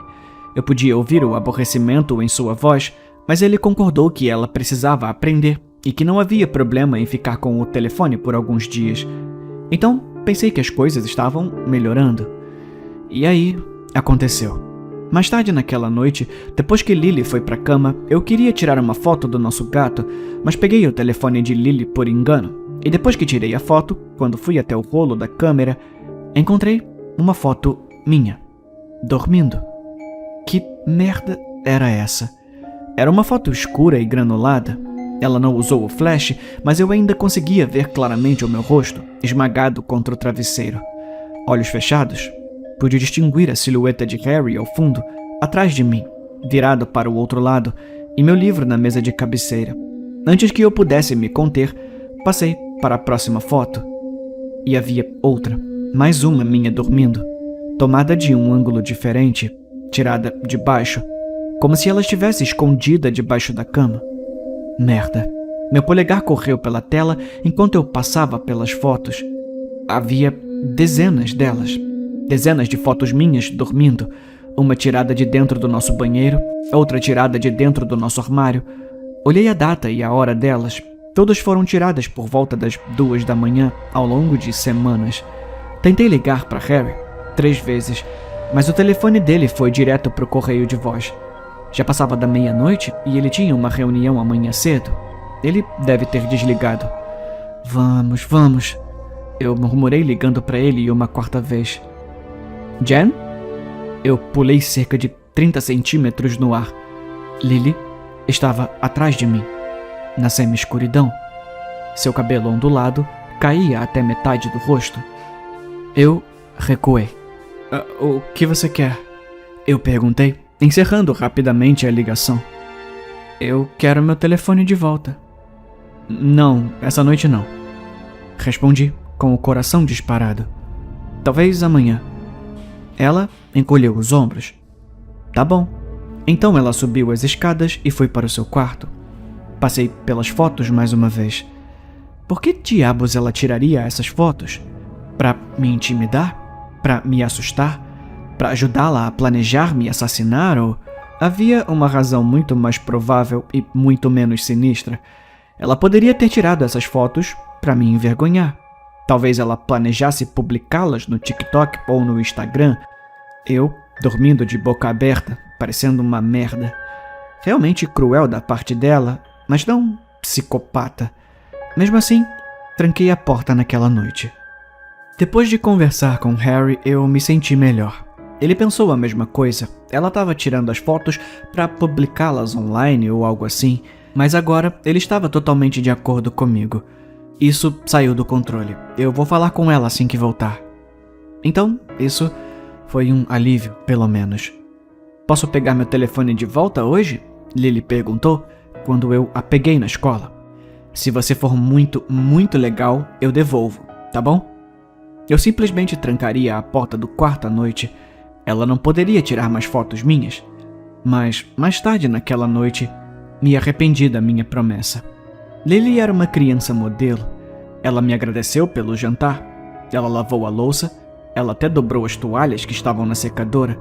E embora eu não quisesse devolver o telefone, queria recompensá-la por ser tão boa. Então eu devolvi. Às 2h30, eu acordei com um sobressalto.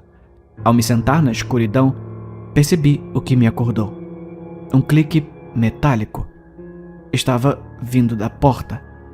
Assim que comecei a sair da cama, a porta se abriu com um rangido. E lá estava Lily, com um grampo nas mãos. Ela tinha arrombado a fechadura. O que você está fazendo? Eu sibilei. Seus olhos se arregalaram. Então ela correu de volta pelo corredor em direção ao seu quarto. Pulei da cama correndo atrás dela. Ei! Ei! Eu gritei. Por que você tá tirando fotos minhas? Por quê? Ela parou. Então, lentamente, se virou. O papai não acreditou em mim, então eu tive que tirar as fotos. Não acreditou em você? Sobre o quê? Ela não disse nada. Em vez disso, ela me entregou seu telefone. Ela passou para a primeira foto minha, tirada na escuridão, granulado e escuro. Ela apontou para o teto. Olha o quê? Aumenta o brilho. Eu aumentei. E então, engasguei. Havia algo ali, no teto. Formas longas e finas, cruzando-se umas às outras. Mesmo com o brilho aumentado, era difícil distinguir, mas definitivamente havia algo lá. Ela passou para a próxima foto. E a próxima. Meu coração começou a bater forte. Foi como assistir a uma daquelas animações antigas de flipbook. Em câmera lenta, a cada foto, a coisa no teto se desdobrava e começava a alcançar a cama. Olhei para a foto final, aquela que ela tinha acabado de tirar, minutos atrás. Eu, sentada na cama, meu rosto contorcido de raiva e choque, enquanto gritava por Lily. E atrás de mim, braços longos e finos se estendendo para mim. O telefone caiu das minhas mãos. Papai não acreditou em mim. Quando mostrei as fotos, ele não viu. Ele gritou comigo e disse que eu estava lendo muitas histórias de terror. Então eu tenho mostrado para os meus amigos. A gente está tentando descobrir o que é, mas não sabemos. No início eu achei que era você, mas eu acho que a gente tá sozinha nessa. Lily e eu vamos ficar na casa de um amigo por enquanto. Não vamos voltar para lá. Não até falarmos com Harry. Não até resolvermos isso.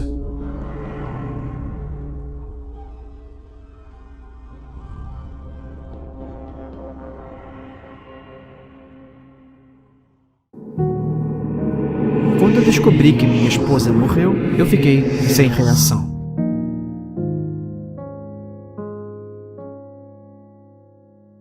Foi o melhor telefonema que já recebi. Meu sogro me disse que estava no necrotério identificando o corpo dela. Ela sofreu um acidente de carro. Eu disse a ela o tempo todo que ela era uma péssima motorista e ela provou que eu estava certo. Você pode pensar que eu estou sendo um pouco insensível, mas há anos eu não amo a minha esposa. Nós nos casamos jovens, as coisas ficaram ótimas por um tempo, mas o destino de todo casamento é o fracasso. Irritante, meu Deus. Por que suas meias sujas não estão no cesto? Por que tem louça suja na pia? É trabalho dela limpar a merda da casa.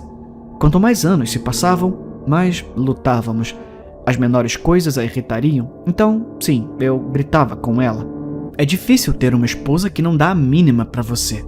Eu poderia até ter batido nela 1 ou 2 vezes perto do final, mas ela estava pedindo por isso. Ela me bateu primeiro. Eu não iria me divorciar dela porque a família dela é rica, e ela não se divorciaria de mim porque isso envergonharia seus pais ricos. E adivinha quem ganhou? Hoje eu tô dirigindo até o túmulo dela pela primeira vez. Eu nem fui ao funeral. Os pais dela disseram que eu não era bem-vindo. Eu só quero a última palavra. Ela sempre tinha que dar a última palavra e talvez cuspir em seu túmulo. Segui as instruções do meu sogro até o cemitério. É um lugar muito chique. Naveguei pelas lápides e finalmente encontrei a da minha esposa. E que porra é essa? Há um grande buraco na frente dela, com um monte de terra ao lado. Não tem caixão? Eles ainda não a enterraram? O funeral foi na semana passada. A dor rasga o meu corpo. Só então registro o disparo da espingarda ressoando em meus ouvidos. Eu bati no chão. Eu não consigo me mover. Eu estou enrolado no buraco.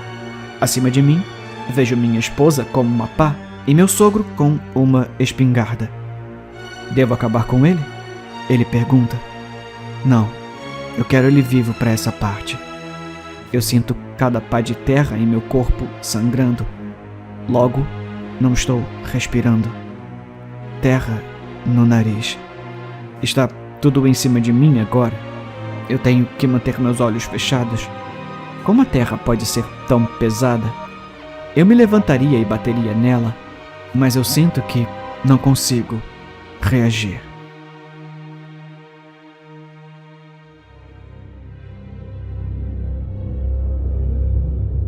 Trinta horas atrás, eu embarquei em um voo noturno do Rio de Janeiro com destino ao Amazonas. Após o embarque, eu vi que tinha uma fileira de assentos inteira só para mim.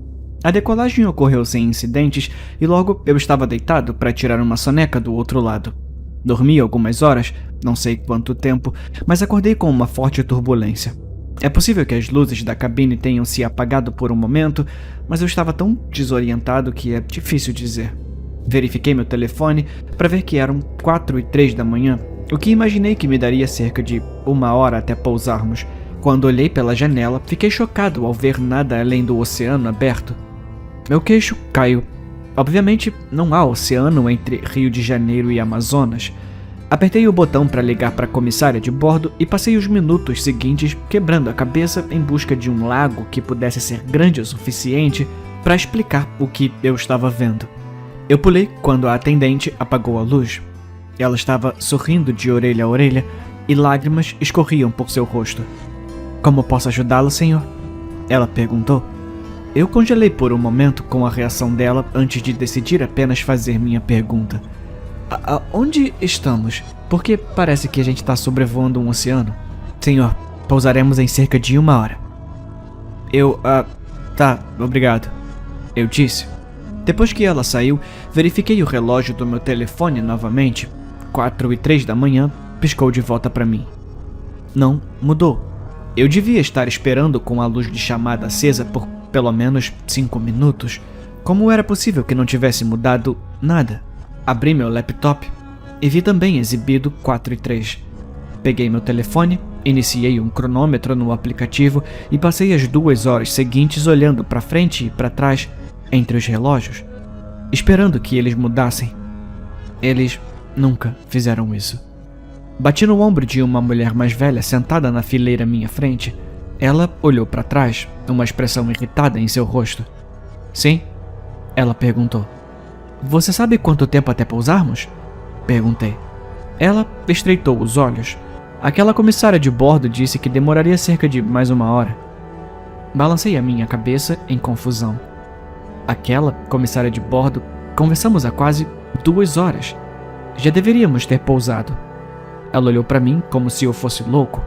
Eu ia continuar tentando convencê-la, mas senti uma mão no meu ombro. Virei-me e vi um comissário de bordo sorrindo para mim, com lágrimas escorrendo de seu rosto até o ombro.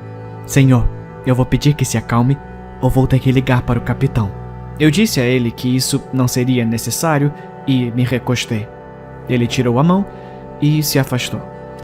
Os comissários de bordo continuaram a passar por aqui a cada poucas horas, oferecendo refeições. Meu cronômetro continuou a contar e agora me dizia que eu estava neste avião há mais de 30 horas. Explorei todo o lugar e tentei falar com alguns dos outros passageiros, mas todos me disseram que esperariam aterrissar dentro de 1 hora ou mais. Cerca de 3 horas atrás, tentei entrar na primeira classe. Passei pela cortina, mas fui escoltado de volta por 2 comissários de bordo sorridentes. O aperto deles em meus braços era como ferro. "Senhor, o sinal do cinto de segurança está aceso", disse um deles. "Por favor, permaneça em seu assento com a fivela fechada. Estaremos pousando em cerca de 1 hora." Eu estava quase perdendo as esperanças quando uma mulher apareceu no corredor, vestida com um terno de negócios. Ela não olhou para mim, nem diminuiu a velocidade, mas deixou cair um pedaço de papel na minha bandeja, enquanto se dirigia ao banheiro na parte de trás do avião. Dei uma olhada ao redor antes de desenrolá-lo. Dizia: "Você também está preso?" Peguei uma caneta e escrevi: "Sim, já se passaram 30 horas." Dobrei o pedaço de papel e coloquei na bandeja mais próxima do corredor. Ela saiu do banheiro e pegou ao passar. Já se passaram 20 minutos desde então. Não sei porquê, mas não acho que os comissários de bordo gostariam se soubessem que estamos conversando? Não importa. Eu tenho que fazer alguma coisa. Poucas horas depois de a empresária pegar seu pedaço de papel com minha mensagem, ela voltou pelo corredor e sentou-se ao meu lado. Ela se inclinou, tentando ficar abaixada. Então, você também está preso? Ela perguntou. Eu mantive a minha voz baixa.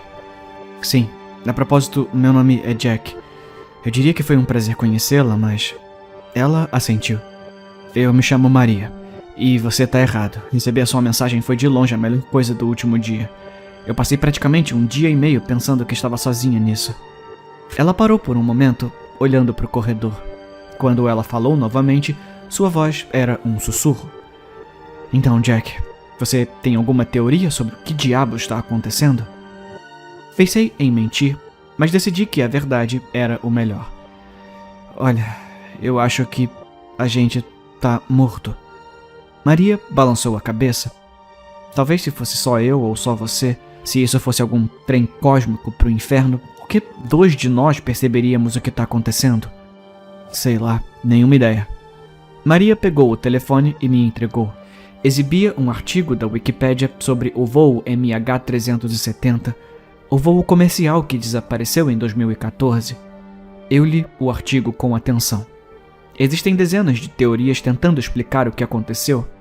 Elas variavam de hipóxia a suicídio a alienígenas. Isso não nos diz muito. Eu disse, não há muito mais opções do que isso. Pode ter acontecido antes. Ela disse, e você?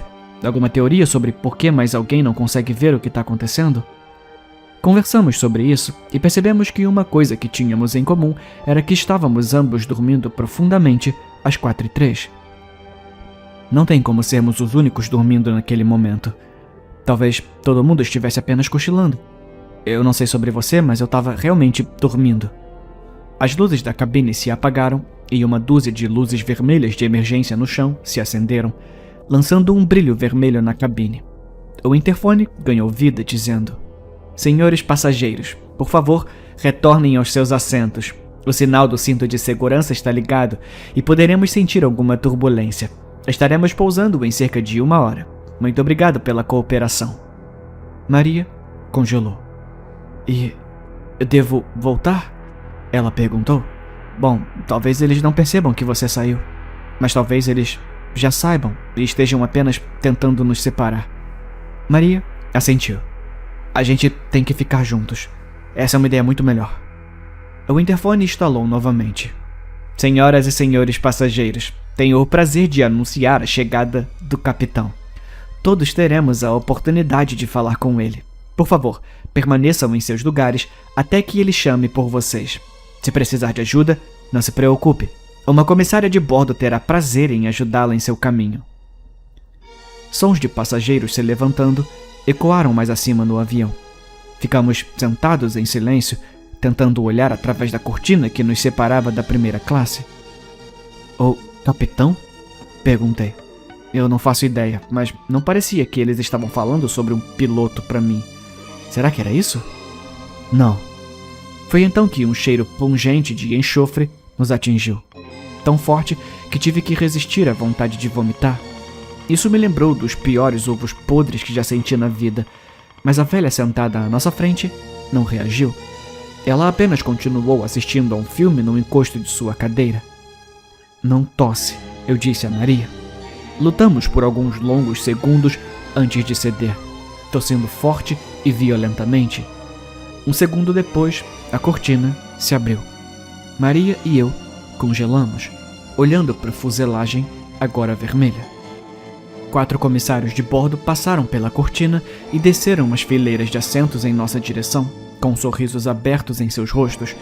Eles ainda choravam, mas desta vez as lágrimas escorrendo por seus rostos eram mais escuras.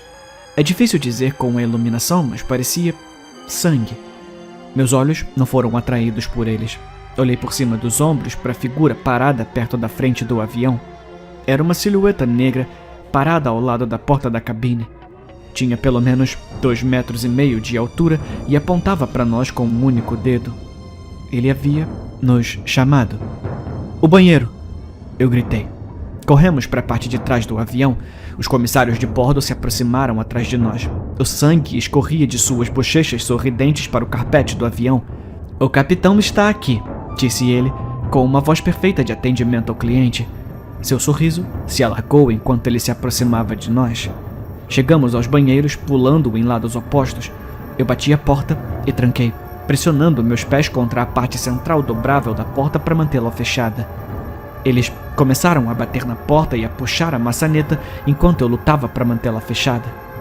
"Sinto muito, mas vocês dois precisarão falar com o capitão", disse um dos comissários de bordo. "Jack!" Maria gritou. "Jack, socorro!" Um som distinto de metal quebrando veio de seu banheiro. Ela continuou a gritar enquanto os sons de luta migravam para frente do avião em direção à figura negra que eu tinha visto.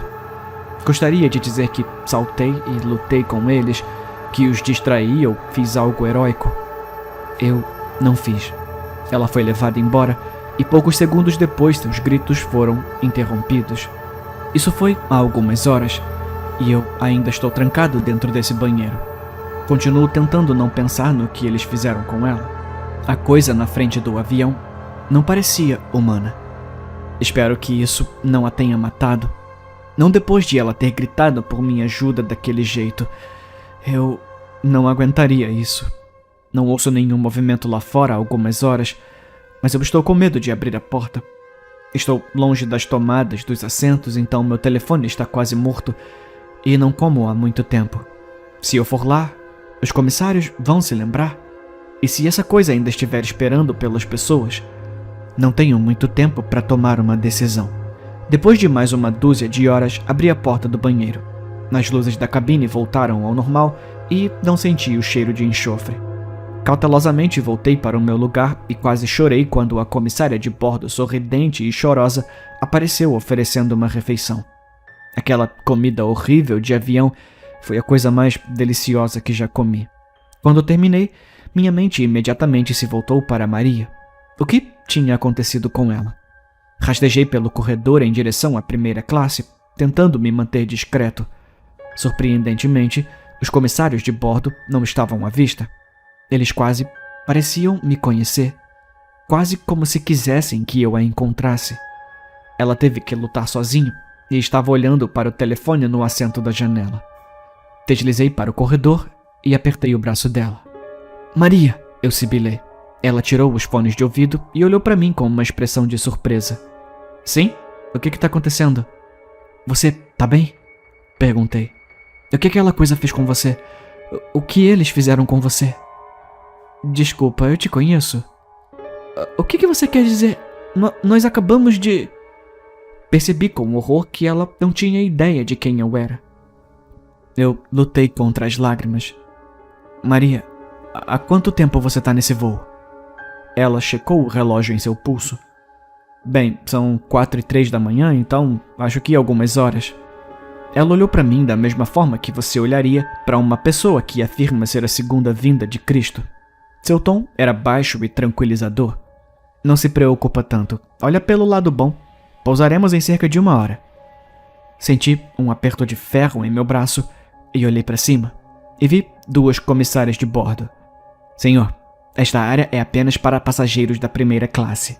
Eles ainda estavam chorando e sorrindo, mas desta vez apenas com lágrimas. Eu ainda podia ver um pouco de sangue manchando a frente de seus uniformes. Fui escoltado de volta ao meu lugar, onde passei os dias seguintes. Os atendentes continuavam passando com a comida, eu usava o banheiro e logo estava enlouquecendo com a monotonia. Em retrospecto, aqueles poucos dias não foram tão ruins. Afinal, há muito conteúdo na internet, mesmo com um Wi-Fi de avião de baixa qualidade. Não, só ficou muito ruim cerca de 10 dias depois, quando o Wi-Fi falhou. Foi 1 semana depois que perdi o controle e comecei a gritar por um comissário de bordo. Eles demoraram vários minutos para aparecer, mas eventualmente um deles apareceu.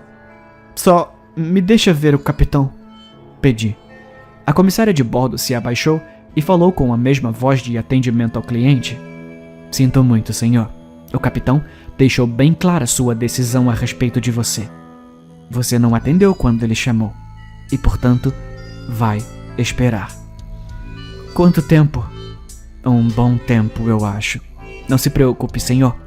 Pousaremos em cerca de 1 hora. Ela se endireitou e foi embora. Comecei a fazer entalhes em várias partes do encosto do banco para controlar coisas diferentes. Um ponto para cada vez que fui ao banheiro, um para cada refeição, um para cada vez que assisti um determinado filme e esse tipo de coisa. Foi um inferno. Assisti a todos os filmes no encosto do banco 1 dúzia de vezes. Se alguma vez eu agisse mal o suficiente, seria escoltado de volta ao meu lugar por um ou mais comissários de bordo. Qualquer tentativa de conversa com outros passageiros era recebida com confusão por eles, seguida por uma rápida escolta de volta ao meu assento. Acho que foi por volta do 30º dia que, em um momento de pânico e psicose, quebrei meu laptop e telefone gritando a plenos pulmões. Ninguém ao meu redor reagiu de forma alguma. 2 meses depois, eu estava péssimo. Os músculos das minhas pernas estavam tensos e com câimbras constantes.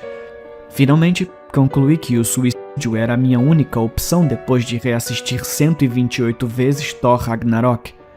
Levantei-me e manquei em direção à saída de emergência. Eu sabia que normalmente a pressão dentro do avião forçava o fechamento das portas, mas imaginei que nada na minha situação era anormal. Se isso não funcionasse, eu encontraria outra maneira mais dolorosa de seguir em frente. Agarrei a maçaneta e levantei. Para minha surpresa, a porta se abriu facilmente, embora nenhum tipo de vento soprasse dali. Permaneceu com a temperatura padrão, um pouco fria demais, como sempre esteve no passado, sabe-se lá quanto tempo. A porta aberta me chamou. Um portal negro para fora do avião. Fiquei olhando para ele por um longo momento, quase tempo demais. A mão de um atendente agarrou meu ombro, me puxando para longe. Num acesso de raiva e força que me surpreendeu, me afastei e pulei do avião. O vento soprando em meu rosto era quase mágico. Uma sensação nova depois de tantos meses assim. O oceano abaixo de mim ficou cada vez maior e percebi que, de repente, não queria morrer afinal. Foi ficando cada vez maior e maior, até parecer que tudo o que eu conseguia ver era escuridão e ondas. Bati na superfície da água com tanta rapidez e força que todo o meu corpo se mexeu no assento. Puxei minhas mãos para trás, sentindo a dor. Eu bati no banco à minha frente. Não! Eu sussurrei. E então gritei. Não, não, não, não! Uma comissária de bordo correu pelo corredor, ajoelhando-se ao meu lado. Você está bem, senhor? Eu cerrei os punhos, quase a atacando, mas então eu percebi. Ela não estava sorrindo. Ela não estava chorando. Para ser honesto, ela parecia um pouco assustada comigo. Levei minha mão direita até o bolso, onde pude sentir meu telefone, agora intacto. 4h04. Senhor, se você pudesse acalmar, pousaremos em cerca de 1 hora. A minha boca tinha um gosto cinza. Obrigado, eu consegui dizer. Eu vou me acalmar. Eu olhei sem piscar para o meu telefone. Agora, exibia 4h05. Então, olhei pela janela e comecei a chorar ao ver as luzes da cidade abaixo de mim. Aterrissamos em cerca de 1 hora. Eu não consigo nem começar a explicar por quê ou como, mas atualmente eu estou sentado em um aeroporto enquanto gravo isso. Eu estou livre. Eu consegui sair. E eu juro, eu nunca mais vou voar.